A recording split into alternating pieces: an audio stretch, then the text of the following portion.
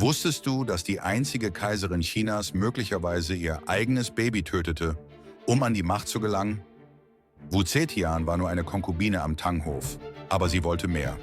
Im Jahr 655 nach Christus besuchte Kaiserin Wang Wu Zetians 3 Monate altes Baby. Nach dem Besuch fanden Diener das Kind tot vor. Wu schrie, dass die Kaiserin ihr Kind aus Eifersucht ermordet hatte. Historiker debattieren bis heute, was wirklich geschah. Einige glauben, Wu erdrosselte ihr eigenes Baby, um ihre Rivalin zu stürzen. Kaiser Gaozong war entsetzt und verbannte Kaiserin Wang. Wu wurde zur neuen Kaiserin ernannt. Die gestürzte Wang wurde gefoltert und hingerichtet.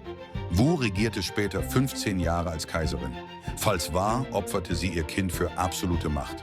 Ein kalkulierter Schachzug, der die Geschichte Chinas für immer veränderte.